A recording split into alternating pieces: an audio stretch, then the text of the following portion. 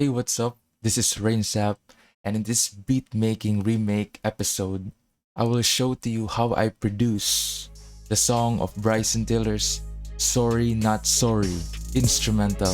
But before I will start, I want to give a shout out to all those who commented my recent remake on Bryson Tiller's Exchange. And one of that is Pierce Liberasos and also Moto and especially Bob Bobo 4331 for recommending a song remake. And so without further ado, let's dive in. So first I added 3 layers of instruments that have the same chords and melodies. It is composed of horn from BBC Symphony Orchestra, a pad from Analog Lab, it's from Pigments, and also a synth pad from Brainworks. So let's go through it each individually. So from the horns, this is what it sounds like.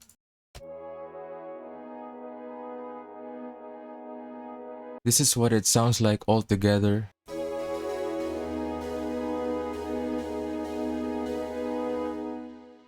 As you can hear, it sounds way too much high frequency, and it's not the sound that we want to have in our overall production. So I decided to remove the high frequency, basically a parametric EQ. The high frequency, I basically removed them, and also the low, I added a low pass filter and a high pass filter. Without the effects, with the effects,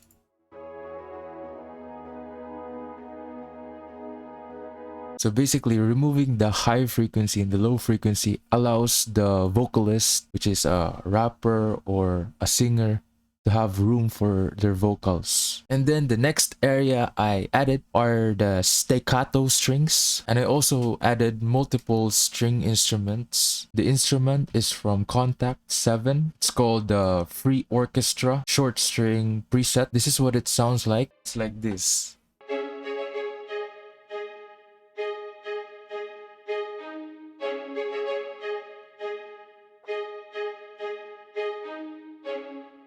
Just like that. And then layering another short string from Augmented Strings, a preset called Pop Staccato.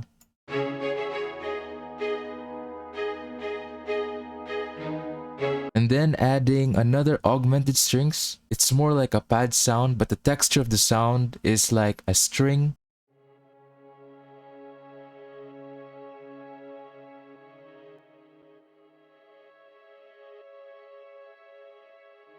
It gives like an atmospheric sound to it. And lastly, I added a synth sound from Analog Lab. Preset is called Olympic 4 Voice. It comes from the Matrix 12. It sounds like this.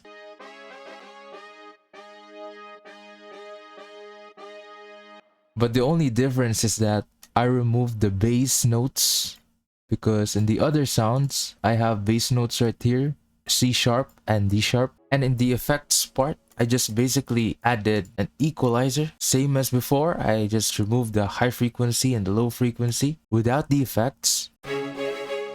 With the effects on. And again, the purpose is to add more room for the artist to rap on or sing on, making it into a more darker sound. And for the fun part, I added the drums. And also adding a riser effect. What I did to this one is basically I drag and drop a crash right here, make someone unique, and then reverse it and place a sound right here, which leads to a sound like this.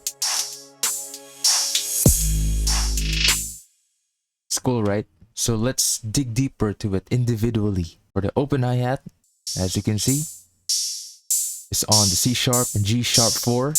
What makes this sound more vibey is the velocity. I edited the velocity to make it more realistic, from low volume to high volume. That's what makes the drums more vibey and realistic. Next is a close hi-hat.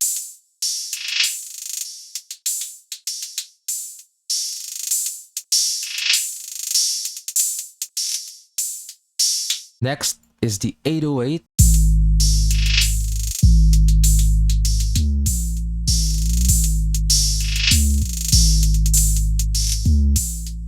A cool trick that I recently understand learning about music production, especially in FL Studio, sliding a note. The effect is cool to hear, like that. Just like that. Without the slide notes, it sounds like this. This trick right here makes your beat sound more interesting, adding a slide note. One way to do that, if you don't know, is basically just to double click, left click, double click, and then just click the slide note right here. And then accept. Simply, I added a chant sound. Next is a counter snare. To accompany the 808 or the bass line, I added a kick to make it more interesting. Adding a kick adds a punch into your song, just great, making it more vibey to hear.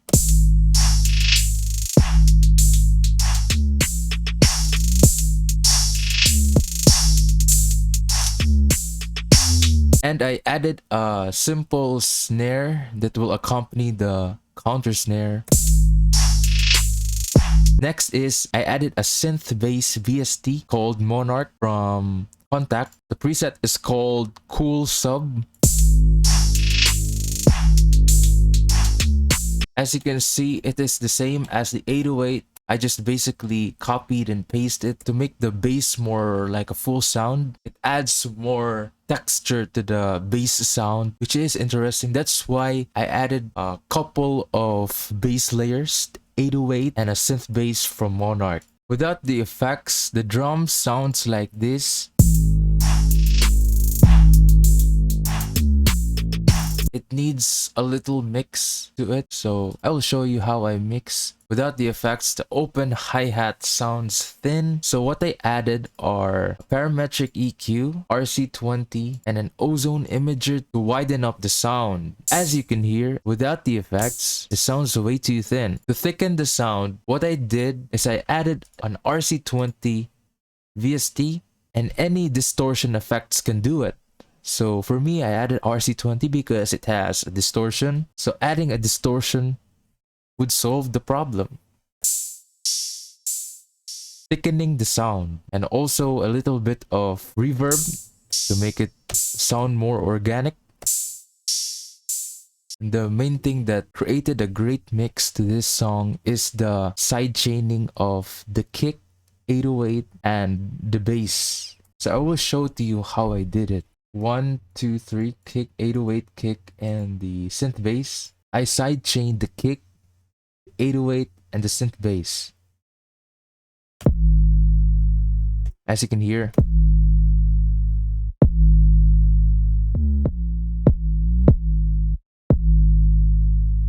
Leaving more room to create a punchy sound to the kick. I will show to you a trick, a cool trick that I did. So from start, I simply click the kick. I right click the route of the synth bass and click the side chain to this track. And likewise to the 808, I also click the side chain to this track. So the reason to it is side chaining is when you group the three audios together so that the three instruments right here, the kick, the 808, and the synth bass, fits and blends well together. How did I do it? In the synth bass, which where we sidechain the track from the kick, I added a fruity limiter. In the limiter, I went to the compressor. Just disregard this gain and saturation and also the noise gate. Just focus in this part. So what I did is I lowered the threshold into this point. And also the ratio. I bring this up into the 2/6 part and adding more knee to it. As you can see, when the kick hits, the synth bass volume goes down, and that is what sidechaining is called.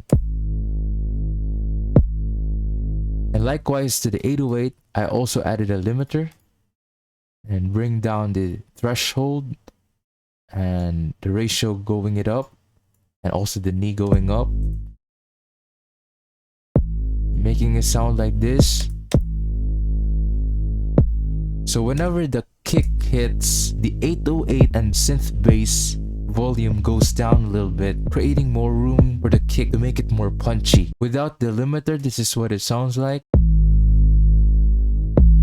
So it doesn't leave a room for the kick to make a punch. So when we add a sidechain, we created a balanced tone of the bass part. The next part is a chant, just a simple EQ, removing the highs and lows, and the kick, adding a soft clipper so that it prevents it from reaching above the 0 dB, and a transient VST to make it more punchy, and a simple equalizer on the kick, boosting down in this range and boosting up in this range. For the counter snare, simply adding a little bit of distortion and a little bit of reverb.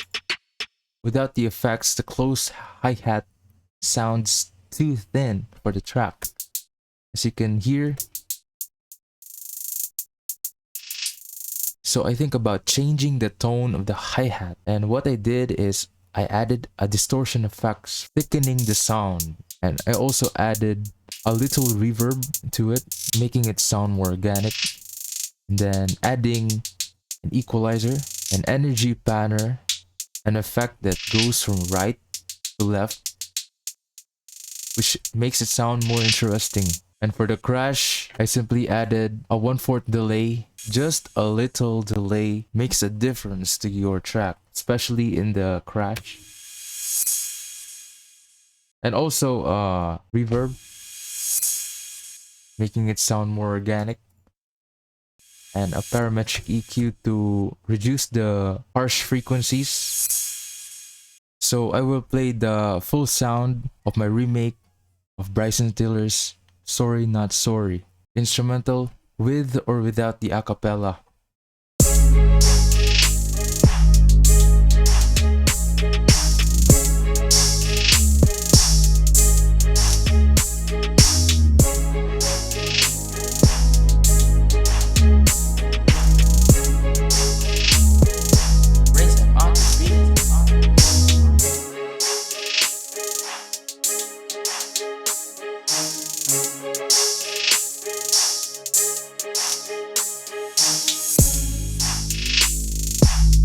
I know you thought we had something special, but you don't mean nothing to me.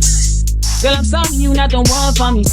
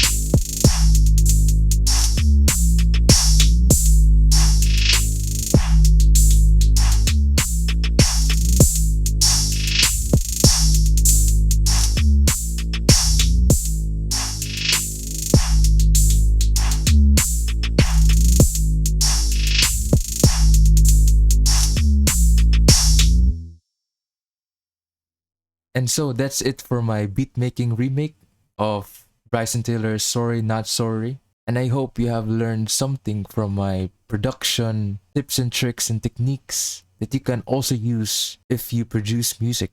If you have any questions, you can message me on my socials. If you love a content like this, you could drop a like or comment, and you could hit subscribe if you want more content like this.